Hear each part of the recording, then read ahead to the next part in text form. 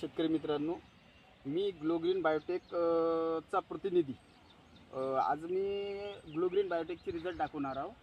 तर खरोखर या संत्र्यावर भरपूर प्रमाणात रिझल्ट आलेले आहे. आपण शेतकरी स्वतःच सांगेल याचा रिझल्ट काय आलेला आहे. आपण थोडंसं कवर करू. थोडंसं दादा पुढे या आणि सरांना रिझल्ट. बरं, आपलं पूर्ण पहिले परिचय द्या. नमस्कार. नमस्कार. मी प्रमोद देवीदास कुंड कामरगाव, बरोबर, तालुका कारंजा, जिल्हा वाशिम येथील राहणारा शेतकरी आहो. बरं.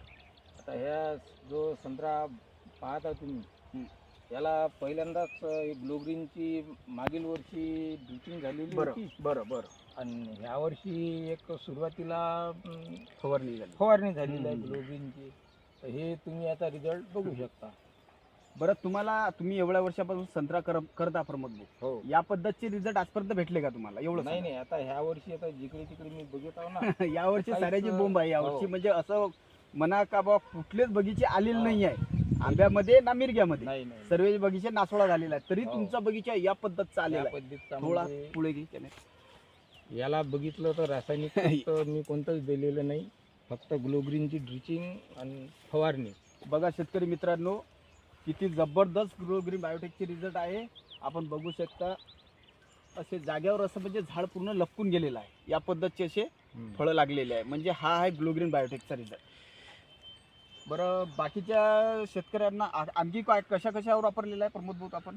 मी मागच्या वर्षी तुरीवर याचा अनुभव घेतलेला होता. बरं. मला अडीच एकरात जी तूर होती मागच्या वर्षी, त्याच्यातही मस्त ॲव्हरेज लागलेला आहे. बरं, म्हणजे चांगले रिझल्ट भेटले. आणि सोयाबीनवर वापरलेला आहे? सोयाबीन याच्यात पेरलंच नव्हतं, ह्याच वर्षी घेतलं सोयाबीन. बरं, ठीक आहे.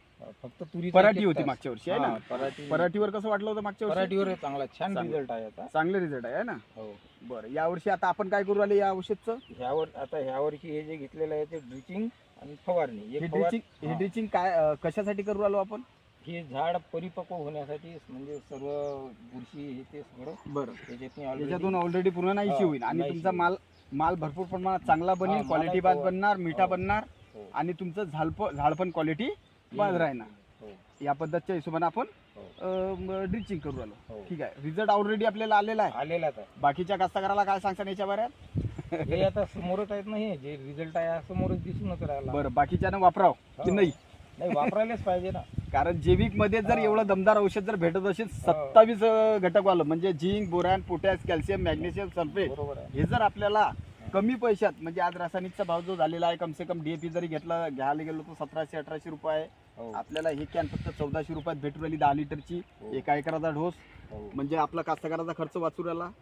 अशा हिशोबाने जर आपण पाहिलं तर भरपूर प्रमाणात आपला फायदा होऊ राहिला, शेतकऱ्याचा फायदा होऊ राहिला. मी एक स्वतः शेतकरी आहो, प्रतिनिधी नंतर आहो, पहिला शेतकरी आहो. त्याच्यात माझं म्हणणं एवढंच आलं, सर्व शेतकरी बंधूंना माझं एवढंच निवेदन आहे, हो का हा रिझल्ट तुम्ही पाहू शकता. बरोबर. नाही तर कंपनीवाले काही येऊ शकते. मी स्वतः याचा रिझल्ट घेतलेला आहे. बरोबर. म्हणून आज रोजी तुमच्या याच्यातनी संपर्कात येऊन सांगत आहो. बरोबर. म्हणून का आपल्यासारखे शेतकरी बंधू, बरोबर ना, बरोबर, दुसऱ्याचं काही नुकसान झालं नाही पाहिजे. हो. खरोखर रिझल्ट आहे. खरोखर हा रिझल्ट तुमच्या नजरेसमोर आहे, बाकी काही नाही. पूर्ण झाड आहे ना असे? तुम्ही म्हणसान एक झाड नाही, थोडा दाखवून दे बाकी बाकी झाडं दाखवून. बाकीचे झाड बघू शकता तुम्ही. कवा एकच झाड आहे असं काही नाही. हे झाड फक्त एक फवारणी, एक ड्रिचिंग वर एवढा रिझल्ट आलेला आहे. आता आंबिया बा, नाही तर ह्या वर्षी ही कंडिशन आहे. बाकी झाडाची कंडिशन बघू शकता तुम्ही. हे झाड दाखवून, ठीक आहे ते दादा.